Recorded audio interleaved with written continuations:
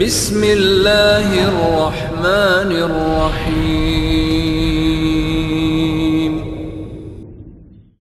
السلام علیکم ورحمۃ اللہ وبرکاتہ۔ الحمدللہ والصلاة والسلام علی رسول اللہ وعلی آلہ وصحبہ ومن تبع ہداہ، اما بعد۔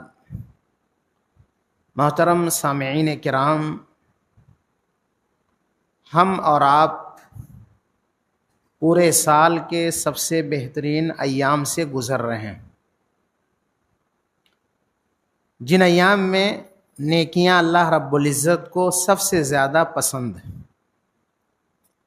یوں تو بندہ پورے سال نیک اعمال کرتا ہے،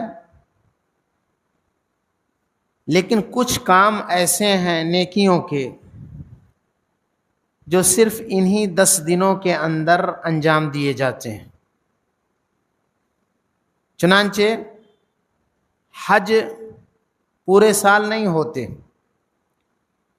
انہی 10 دنوں میں 8 تاریخ سے حج کے اعمال شروع ہوتے ہیں۔ ایسے ہی قربانی جو سیدنا ابراہیم علیہ الصلاۃ والتسلیم اور ان کے بیٹے اسماعیل کی سنت ہے، جسے اللہ رب العزت نے وَتَرَكْنَا عَلَيْهِ فِي الْآخِرِينَ کے تحت قیامت تک کے لیے اس سنت کو جاری کیا۔ اس سنت کی ادائیگی بھی انہی 10 دنوں کے اندر انجام دی جاتی ہے۔ حاضرین گرامی، آج کے اس درس میں آئیے ہم قربانی کے اہم احکام و مسائل جاننے کی کوشش کرتے ہیں۔ یوں تو قربانی دنیا کے ہر مذہب کے اندر، ہر قوم کے اندر مختلف ناموں سے اس کا تصور پایا جاتا ہے۔ جب ہم قرآن کا مطالعہ کرتے ہیں تو اللہ رب العزت نے حابیل اور قابیل کے واقعے کو ذکر کیا ہے۔ وہاں پر بھی اللہ رب العزت نے یہی بیان کیا، اذ قرب قربانا فتقبل من احدہما ولم يتقبل من الاخر، کہ آدم علیہ السلام کے 2 بیٹے حابیل اور قابیل، ان دونوں نے اللہ رب العزت کی رضا کی خاطر قربانی پیش کی۔ ایک کی قربانی یعنی حابیل کی قربانی کو اللہ نے قبول کیا، اور قابیل کی قبول جب نہیں کی تو حسد کی بنیاد پر، جلن کی بنیاد پر قابیل نے اپنے بھائی حابیل کو قتل کر دیا۔ لیکن یہ قربانی جسے اللہ رب العزت نے سنت قرار دیا ہے، حضرت ابراہیم علیہ السلام سے لے کر اب تک اور قیامت تک جسے جاری و ساری قرار دیا ہے، یہ حقیقت میں سنت ابراہیمی ہے۔ جنہوں نے پوری زندگی میں مختلف قسم کی قربانیاں پیش کی، اپنے جان کی قربانی دی، وطن کی قربانی دی، اہل خانہ کی قربانی دی، اپنی فیملی کو شام جیسی خوشحال، بابرکت اور اچھی جگہ سے منتقل کر کے مکہ کی وادی غیر ذی زرع میں آباد کیا، یہ بھی قربانی پیش کی۔ لیکن ان تمام قربانیوں میں وہ قربانی اللہ رب العزت کو زیادہ پسند آئی کہ بڑھاپے میں 80 سال کی عمر کو پہنچ جاتے ہیں، ہاجرہ اور اسی طرح سے سارا نام سے 2 بیویاں ہیں، ان میں سے ایک سے اللہ رب العزت اسماعیل جیسا بچہ عطا کرتا ہے، جس بچے اور اس کی ماں کو اس موقع پہ جب بچہ دودھ پی رہا ہے، شام سے مکہ اللہ رب العزت منتقل کرتا ہے، جہاں نہ انسان ہے، نہ چرند پرند، نہ جانور، نہ پانی، نہ سبزہ، زندگی کے تمام اسباب جہاں ختم تھے، اس جگہ جب زندگی کے اسباب فراہم ہوئے، ایک بستی آباد ہو گئی، یہ بچہ 6-7 سال کی عمر کو پہنچتا ہے اور باپ کے ساتھ چلنے پھرنے کے قابل ہوتا ہے، تو بذریعہ خواب اللہ رب العزت یہ پیغام پہنچاتا ہے کہ آپ اپنے ہاتھ سے اپنے بچے کو کے گلے پر چھری چلا رہے ہیں۔ بالآخر فلما اسلم وتلہ للجبین ونادیناہ ان یا ابراہیم قد صدقت الرؤیا، جب باپ نے بیٹے کو لیٹا کر کے اور اس کے گردن پر اس کے گلے پر چھری چلانے ہی والے تھے، اللہ تعالیٰ کی طرف سے آواز آتی ہے کہ آپ نے خواب کو سچ کر دکھایا۔ وَفَدَيْنَاهُ بِذِبْحٍ عَظِيمٍ، رب العالمین نے بیٹے کے عوض میں میڑھا پیش کیا۔ وَتَرَكْنَا عَلَيْهِ فِي الْآخِرِينَ، اور ان کے بعد آنے والی نسلوں میں اس سنت کو، قربانی کے اس سنت کو اللہ رب العزت نے بہت ساری حکمتوں کے پیش نظر باقی رکھا۔ لہذا سب سے پہلے ہمیں یہ سوچنا ہے کہ ہم قربانی کیوں کرتے ہیں۔ سب سے پہلا مقصد قربانی کا یہ ہے کہ ہمارے سامنے قربانی کرتے ہوئے ابراہیم علیہ السلام کی پوری زندگی کی قربانی حاضر ہو، کیونکہ یہ جانور کو ذبح کرنا نہیں ہے، جیسا کہ اللہ رب العزت نے فرمایا کہ وَلَكِنْ يَنَالَهُ التَّقْوَى مِنْكُمْ لَنْ يَنَالَ اللَّهَ لُحُومُهَا وَلَا دِمَاؤُهَا وَلَكِنْ يَنَالَهُ التَّقْوَى مِنْكُمْ، جانور کا گوشت اور اس کا خون اللہ کو نہیں پہنچتا، یہ ساری چیزیں تمہارے اپنے مصرف کی ہیں، اللہ کو تمہارے دل کا خلوص اور تقوی پہنچتا ہے۔ تو اس کی حکمتوں پہ غور کرنا چاہیے کہ ایک بندہ جانور کو رب کی بارگاہ میں پیش کر کے اللہ تعالیٰ سے قریب ہوتا ہے، اس کی رضا اور خوشنودی حاصل کرتا ہے۔ جو مال اللہ نے دیا ہے اس کی شکر گزاری کے طور پر یہ جانور پیش کرتا ہے، اس سے مقصود ریاکاری، شہرت، ناموری اور اسی طرح سے اپنے آپ کو لوگوں کے سامنے بڑا ثابت کرنا نہیں ہوتا ہے، اور یہ انسان کے ذہن میں رہے تصور کہ قربانی عبادت۔ اسی لیے اللہ رب العزت نے 2 جگہ جب قربانی کا ذکر کیا تو اس کو نماز سے جوڑا۔ ان صلاتی و نسکی و محیایا و مماتی للہ رب العالمین، میری نماز اور میری قربانی، میرا جینا اور میرا مرنا یہ اللہ کے لیے۔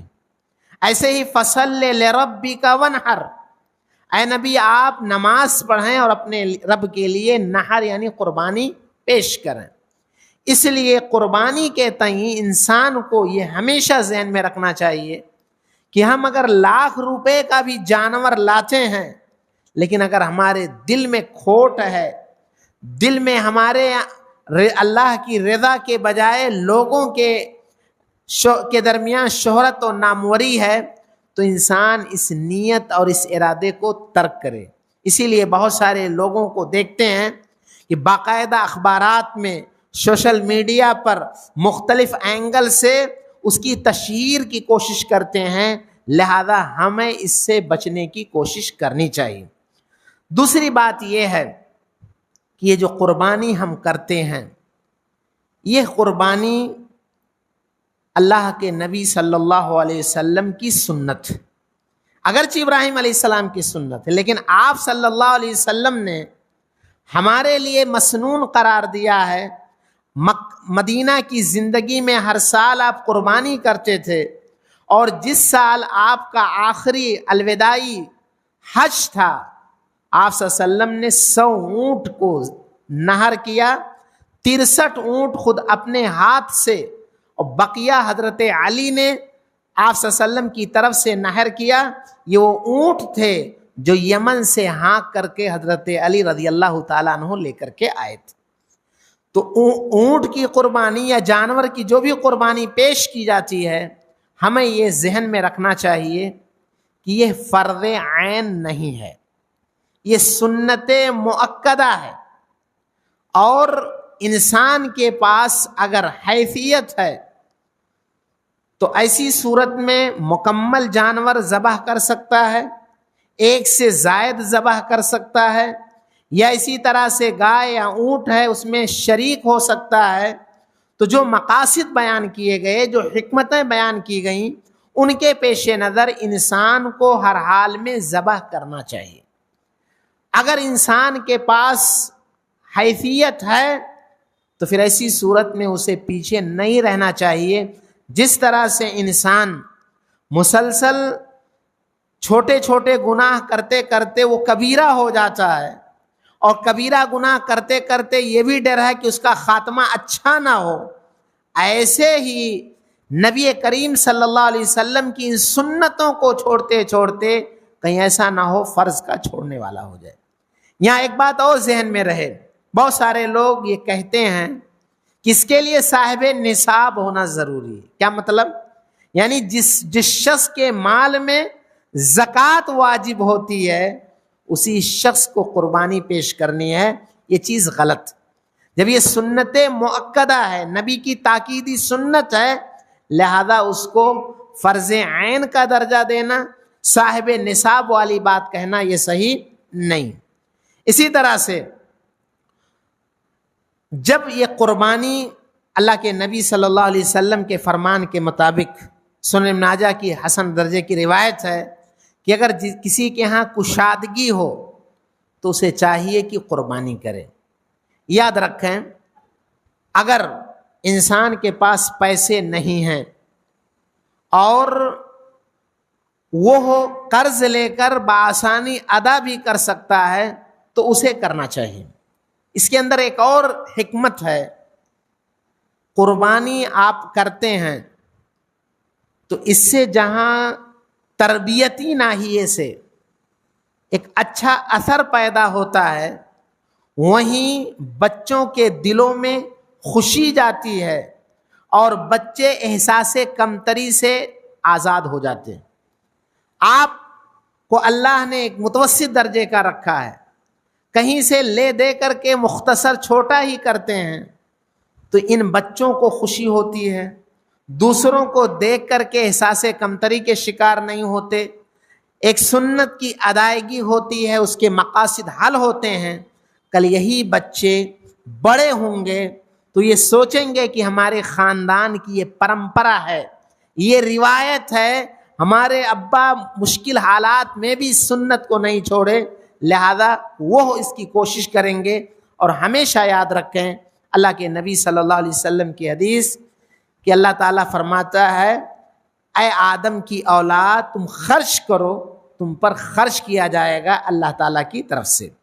اس کے بعد جب قربانی کرنی ہے تو اس قربانی کے لیے قرآن و حدیث کے اندر کچھ شرائط، ان شرائط کا جاننا ضروری ہے۔ سب سے پہلی شرط یہ ہے قربانی کرنے والا شخص صحیح العقیدہ ہو، سنت کا متبع ہو۔ اگر انسان کے ہاں شرک ہے، بظاہر مسلمان ہے، تو مشرک کی عبادت اللہ قبول نہیں کرتا۔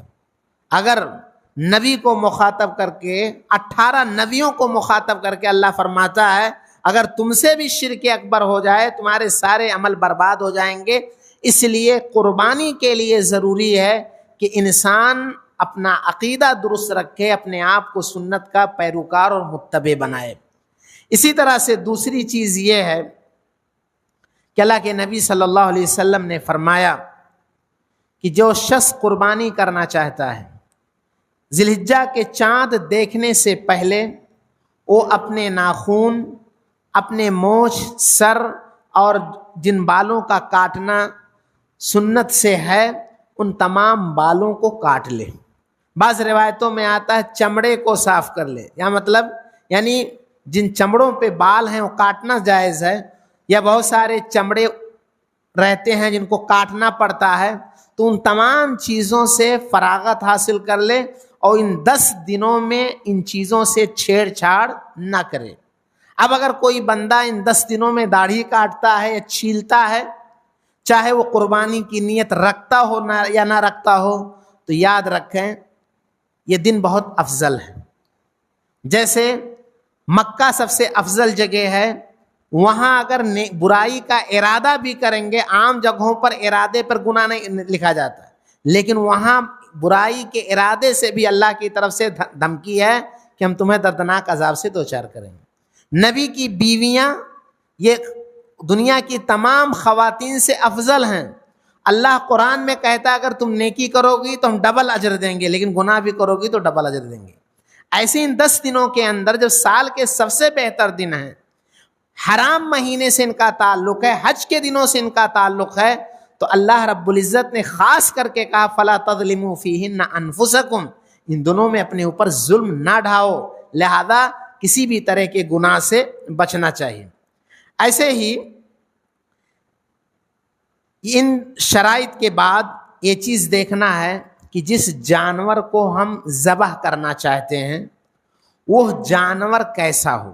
ظاہر ہے ہم نماز پڑھنے جا رہے ہیں تو نماز اس لیے پڑھیں تاکہ اللہ قبول کرے، تو جو ہم نے نماز میں کام کیا ہے اس سلسلے میں بھی ہمیں یہ دیکھنا ہے کہ ہماری نماز نبی کی سنت کے مطابق ہے یا نہیں، یا اللہ کے لیے ہے یا نہیں۔ جب یہ بھی عبادت ہے اور اس عبادت میں جانور کو پیش کرنا ہے تو جانور کے سلسلے میں بھی ہمیں یہ جاننا ہے کہ جانور کیسا ہو۔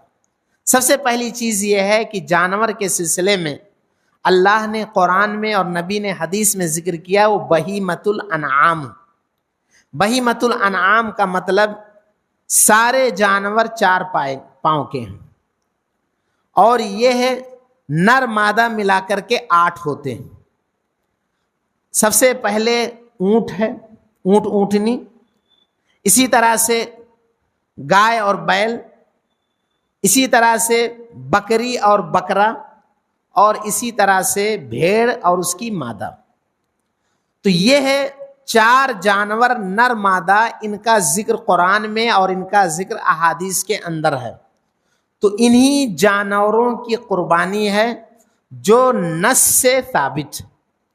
اب ایک مسئلہ آتا ہے کہ کیا بھینس یا اس کے کٹرے کی قربانی ہے یا نہیں ہے، تو اس سلسلے میں علماء کے درمیان اختلاف۔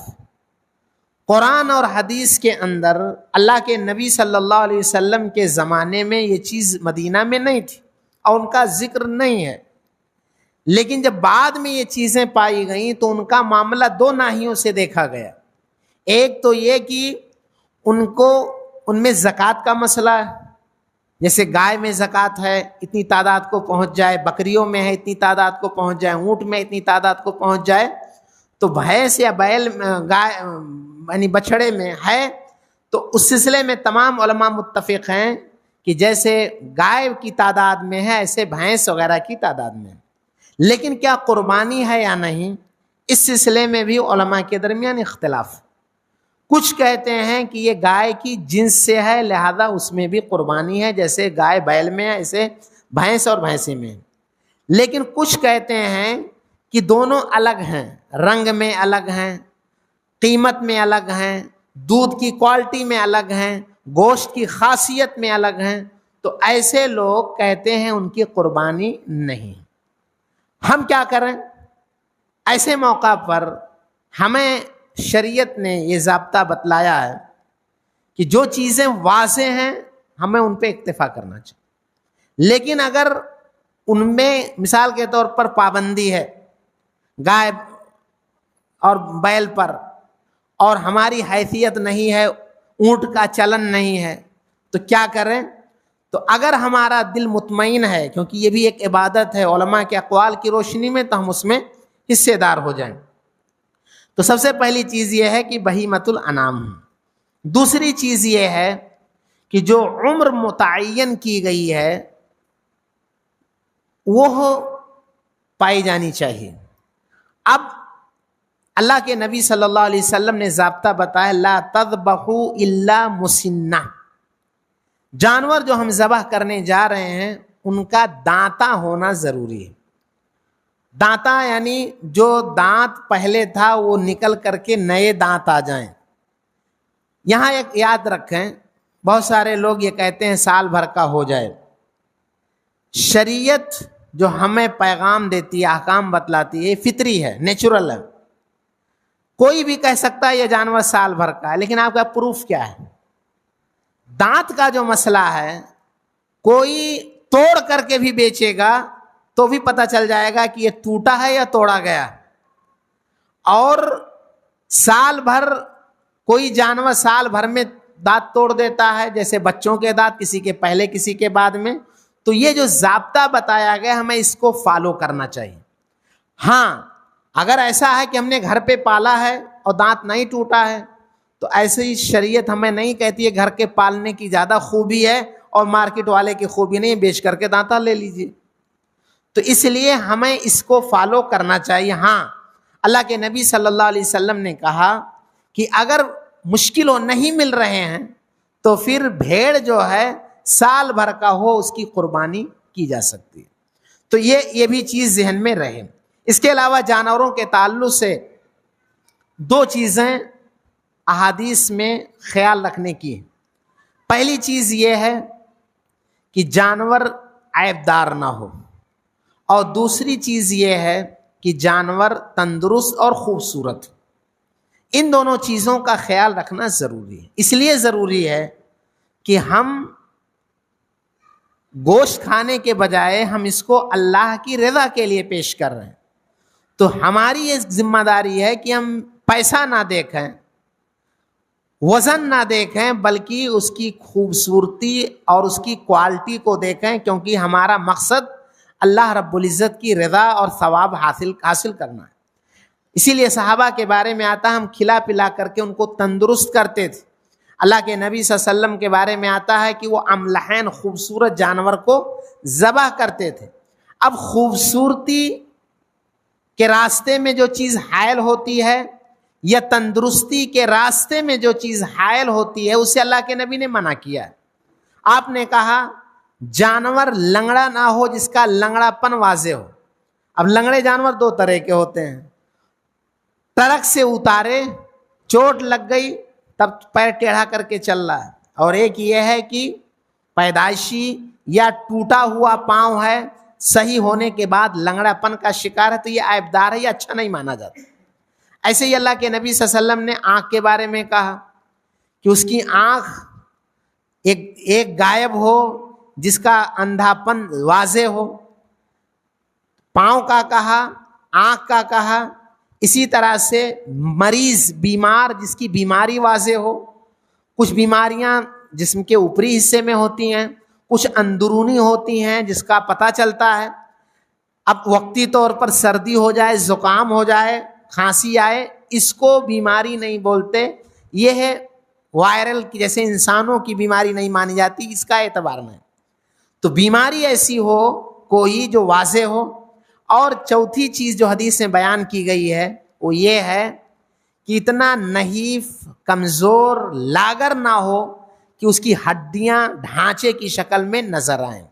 حدیث میں یہ چار چیزیں بیان کی گئی ہیں. کچھ لوگ کہتے ہیں سینگ کا، تو سینگ کو عیب میں فقہا بعض ذکر کرتے ہیں، جبکہ سچائی یہ ہے بہت سارے جانور ایسے ان کے پاس سینگ ہی نہیں ہوتی ہے، اس کی نسل میں سینگ ہی نہیں ہے، تو کیا کریں گے؟ نہیں کریں گے. تو سینگ کا مسئلہ، ایسے ہی کان کا بعض لوگ ذکر کرتے ہیں. تو مختصر یہ ہے کہ اس کی خوبصورتی اور اس کی بیماری اور اسی طرح سے اس کے عیب کے سلسلے میں کلیئر جو چیز ہو تو ایسی صورت میں اس کو دیکھا جائے گا. اسی طرح سے جانور ہماری اپنی ملکیت اور ہمارے اپنے قبضے میں، چوری کا نہ ہو، کسی کا غصب کیا نہ ہو، یا اسی طرح سے اسی میں یہ بھی ملا لیں حلال کمائی کا ہو. بہت سارے لوگ دیہات میں قربانی کے جانور کو پالتے ہیں اور چوری کا گھاس اور چوری کا کھیت، کسی کے کھیت میں کسی کا گلہ کھلا کر کے، تو یہ چیزیں جو تیار آپ کر رہے ہیں، کہیں نہ کہیں آپ جس عبادت کو کرنے جا رہے ہیں اس عبادت کو آپ خراب کر رہے ہیں. ایسے ہی وقت کے اندر قربانی کرنی چاہیے. اللہ کے نبی صلی اللہ علیہ وسلم نے فرمایا ایام التشریق کلھا ذبح. ایام تشریق سب کے سب ذبح ہے۔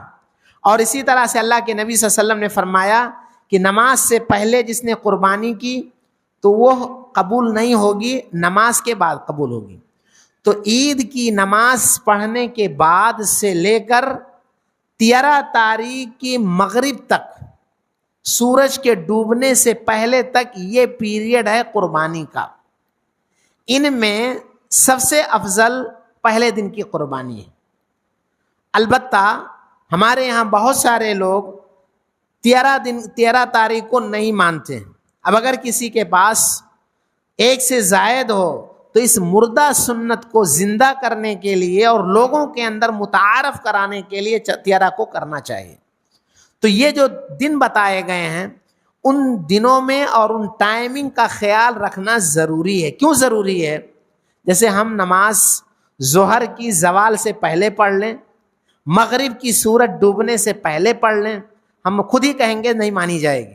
جب یہ نہیں مانی جائے گی تو یہ بھی عبادت، لہذا اس کو بھی مانا نہیں جائے گا۔ نبی صلی اللہ علیہ وسلم کے زمانے میں ایک صحابی عید کی نماز سے پہلے جانور ذبح کر لیتے ہیں تاکہ آپ جب نماز پڑھ کر آئیں تو سب سے پہلے ہمارے گھر کا کھانا تناول فرمائیں۔ اللہ کے نبی صلی اللہ علیہ وسلم نے کہا شاتو کا شاتو لحم، تمہاری یہ جو قربانی ہے، یہ بکری جو تم نے ذبح کی ہے عام بکریوں کی طرح، یہ قربانی نہیں۔ لہذا اس چیز کا میں اس لیے اس پر زور دے رہا ہوں کہ شیعوں کے یہاں نماز سے پہلے ہو جاتی ہے، لہذا اس کا اعتبار نہیں ہے چاہے کتنا ہی آپ جانور بہتر انداز میں پیش کریں۔ اسی طرح سے قربانی کے جانور کے سلسلے میں ایک مسئلہ یہ آتا ہے کہ کیا خصی جانور کی قربانی ہو سکتی ہے؟ شیعہ حضرات کے یہاں خصی جانور قربانی نہیں مانی جاتی ہے، وہ بغیر خصی والے جانور کو کرتے ہیں۔ تو خصی کا جانور حدیث میں سے ثابت ہے، صحیح حدیث سے، موجوعین، اور موجوعین کے معنی ہوتے ہیں خصی کا جانور۔ خصی جو جانور ہو جاتا ہے تو اس کی تندرستی میں بھی اضافہ ہوتا ہے، ایسے ہی اس کی خوبصورتی اور اس کی صفائی و ستھرائی کے ناحیے سے بھی اچھا ہوتا ہے، اور جانور کے سلسلے میں یہ چیز مطلوب ہے، لہذا خصی کا جانور کر سکتے ہیں، بہتر ہے۔ البتہ جو خصی کا جانور نہیں ہے اس کی بھی قربانی ہے، لیکن بہتر خصی کے جانور کی ہے۔ اس کے علاوہ قربانی کے تعلق سے جو جانور بڑے ہیں جیسے گائے، بیل، یا اسی طرح سے اونٹ یا اونٹنی، اللہ کے نبی صلی اللہ علیہ وسلم سے یہ ثابت ہے کہ گائے میں 7 حصے اور اونٹ یا اونٹنی میں ایک روایت میں 7 اور ایک میں 10۔ یہاں ایک چیز ذہن میں رہے کہ جس میں 7 کہا گیا ہے یا جس میں 10 کہا گیا ہے، تو 7 تک پہنچنا یا 10 تک پہنچنا یہ گنجائش ہے، اس سے زیادہ گنجائش نہیں۔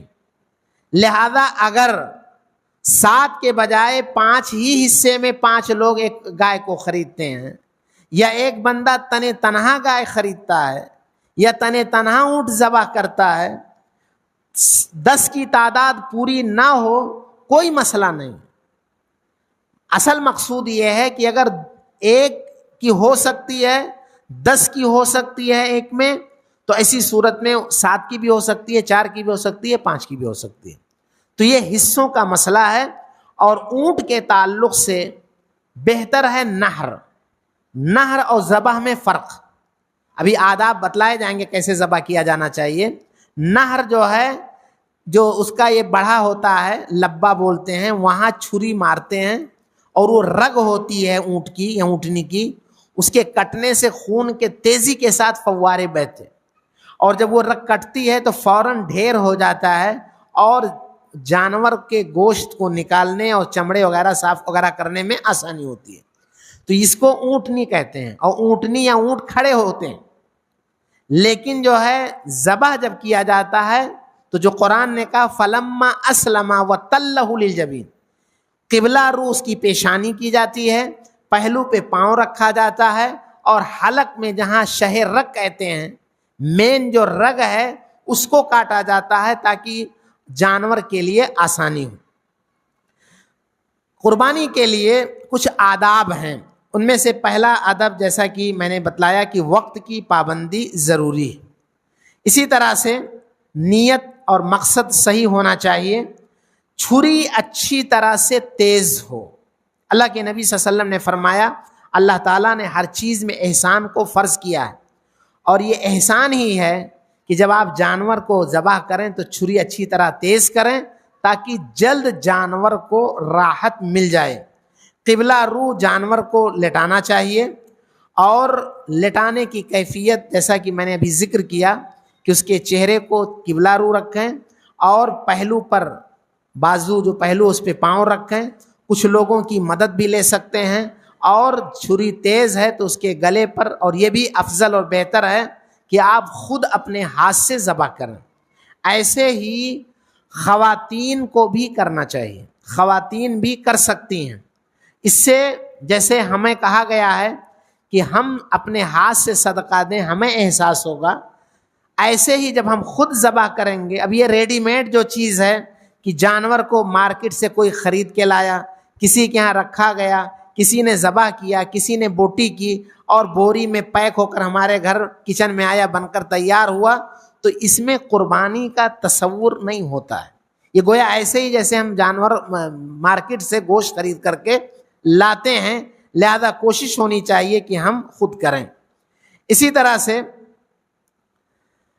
جانور کے تعلق سے یہ بھی ذہن میں رہے کہ قربانی کا جو جانور ہے، ہم کسائی کی قیمت جانور کے گوشت سے نہیں دیں گے، اس کی قیمت ہم اپنی جیب سے دیں گے. اس کا چمڑا جو ہے ہم بیچ کر نہیں استعمال کر سکتے. ہاں اگر کوئی ایسا جانور ہے کہ جس کے چمڑے کو دباغت دے کر کے چٹائی یا پہلے زمانے کی طرح برتن بنانا الگ ہے، لیکن اس کو بیچ کر کے ہم کر نہیں سکتے کچھ. اس کے علاوہ قربانی کے حوالے سے یہ بھی بات آتی ہے کہ ہم کیا اس کو 3 حصوں میں بانٹیں گے. قرآن میں اللہ نے ایک جگہ کہا خوشحال کو بھی کھلائیے اور فقیر لوگوں کو کھلائیے، خود کھائیے. تو تینوں انداز ہونا چاہیے، اپنے لیے بھی، دوست احباب رشتہ داروں کے لیے بھی، اور فقراء و مساکین کے لیے بھی. لیکن یہ کہ 3 حصہ لگا کر کے بانٹنا، ایسا کہیں کوئی ثبوت نہیں. اس کے علاوہ نبی صلی اللہ علیہ وسلم شروع میں آپ نے ذخیرہ اندوزی سے، آج کل کی زبان میں کہا جائے کہ فریجر میں رکھ کر کے کچھ دن کھانے سے منع کیا تھا. لیکن جب خوشحالی آ گئی اور لوگوں کے ہاں ضرورتیں کم ہو گئیں تو آپ نے اسٹور کرنے کی اجازت دی. لہذا خود کھا کر کے، دوست احباب رشتہ داروں کو کھلا کر، فقراء و مساکین کو دے کر کے، اس کے بعد ہم رکھ سکتے ہیں اور اپنی حسب ضرورت بعد میں بھی اس کو کھا سکتے ہیں. یہ مسئلہ ہمارے ذہن میں ہونا چاہیے. اسی طرح سے ایک مسئلہ یہ بھی آتا ہے میت کی طرف سے قربانی کا. میت کی طرف سے قربانی کی 3 صورت بنتی. پہلی صورت یہ ہے کہ میت نے مرنے سے پہلے وصیت کی ہے کہ یہ جانور ہے، اگر میں نہیں رہا تو آپ ذبح کر دینا. یا اسی طرح سے یہ پیسے اکاؤنٹ میں ہیں، جب تک یہ پیسے ختم نہیں ہوں گے ہر سال خرید کر کے ذبح کرنا، یہ وصیت. تو ایک خاص وصیت ہے، ایک عام وصیت ہے. کوئی یہ کہہ دے اپنے بچے سے کہ میری طرف سے ہر سال چاہے حصہ لینا چاہے قربانی کرنا، تو عام وصیت ہے. اب بچے اپنی حیثیت کے مطابق کرتا رہے تو کوئی مسئلہ نہیں. تو عام وصیت ہو یا خاص وصیت ہو، یہ 2 صورت ہوئی. اور ایک تیسری صورت ہے جو لوگ کرتے ہیں. تو اس سلسلے میں صحیح یہ ہے کہ قربانی میت کی طرف سے نہیں ہے. صحیح مسلم کی ایک روایت سے جس سے استدلال کیا جاتا ہے، اس میں اللہ کے نبی صلی اللہ علیہ وسلم نے وضاحت کی کہ یہ میری طرف سے ہے اور میری امت کے جن لوگوں نے قربانی نہیں کی ہے ان کی طرف سے. تو جو زندہ لوگ تھے جن کے یہاں قربانی نہیں تھی ان کا نام آپ نے شامل کیا تھا. تو قربانی زندوں کی طرف سے ہے، مردے اگر وصیت کر جائیں تب ہے. مردوں کی طرف سے صدقہ ہے، اور صدقے کا سب سے بہتر طریقہ قربانی کے دنوں کے علاوہ ہے. قربانی کے دنوں میں آپ کو صدقہ ہی کرنا ہے، 10 تاریخ سے پہلے کر دیجیے. آج کل لوگوں کو ضرورت، جب سب کے یہاں گوشت ہے تو اس وقت مطلب نہیں. تو اس لیے قربانی کے بجائے صدقہ کرنے کا پورے سال عام رواج. اسی طرح سے میت کے بعد ایک اور مسئلہ ہے، قربانی کس کے نام سے کی جائے گی؟ کچھ لوگ نبی صلی اللہ علیہ وسلم کے نام سے کرتے، تو آپ بھی وفات پا چکے ہیں، ان کی طرف سے قربانی نہیں۔ ہم جو کچھ کریں گے نبی کو ثواب ملے گا، تو ضرورت کیا ہے نبی کا نام لے کر قربانی کرنے؟ جب مردوں کی طرف سے نہیں ہے تو ہم آپ کو بھی دنیا سے رخصت ہوئے مانتے ہیں، تو آپ کی طرف سے بھی نہیں۔ قربانی کا ایسے ہی نابالغ بچوں کے نام، اس سال بچہ پیدا ہوا اس بار اسی کے نام ہوگا، نابالغ کی طرف سے نہیں ہونا چاہیے۔ قربانی کا صحیح طریقہ یہ ہے کہ گھر کا جو سرپرست ہے، بڑا ہے، اس کا نام لے کر پورے گھر والوں کو اس میں شامل کر دیا جائے۔ مثلا اللہم تقبل من فلان و اہل بیتہ، اے اللہ فلاں اور اس کے گھر کے تمام لوگوں کی طرف سے اسے قبول فرما، سارے لوگ اجر میں شریک ہو جائیں گے۔ اس طرح سے حدیث سے ثابت ہے، اور یہی بہتر طریقہ ہے کہ گھر کا جو بڑا ہے اس کا نام لیا جائے اور گھر کے تمام لوگوں کو اس میں شامل کر لیا جائے۔ اس طرح سے قربانی کا سب سے اچھا طریقہ یہ ہے، اور اسی کو اختیار کرنا چاہیے۔ یہ چند باتیں تھیں قربانی کے حوالے سے۔ اللہ تعالیٰ سے دعا ہے کہ الہ العالمین تو ہماری قربانیوں کو قبول فرمائے۔ ایک آخری بات یہ ہے کہ قربانی کرتے وقت کیا دعا پڑھنی چاہیے۔ ہمارے ہاں یہ بھی ایک مسئلہ ہے کہ لوگوں نے دین کو اتنا مشکل کر دیا ہے کہ جب تک مولوی صاحب نہیں آئیں گے تب تک قربانی نہیں ہوگی۔ آسان طریقہ ہے بسم اللہ اللہ اکبر پڑھ کر کے، آپ کو دعا یاد ہے یا نہیں یاد ہے، اے اللہ میری طرف سے میرے گھر والوں کی طرف سے قبول کر لے، یہ بات کہہ دیجئے، ہو گیا۔ اس کے لیے ضروری نہیں ہے کہ سب کو ڈھونڈیں، جس طرح یہ ضروری نہیں کہ آپ قصائی کو ڈھونڈیں، خود کریں، ایسے ہی دعا پڑھنے کے لیے کسی کو ڈھونڈنے کی کوئی خاص ضرورت نہیں ہے۔ اور یاد رکھیں ہمارا مذہب بہت آسان ہے، سب کے لیے، نہ ہر گھر مولوی پہنچ سکتا ہے، نہ ہر گھر قصائی پہنچ سکتا ہے، لہذا جب اس کا فائدہ ہمیں ہونا ہے تو یہ جذبہ ہمارے اندر پیدا ہو قربانی کا، تو ہمیں خود اس کی کوشش کرنی چاہیے۔ اللہ ہمیں اس کی توفیق عطا فرما، آمین، تقبل یا رب العالمین۔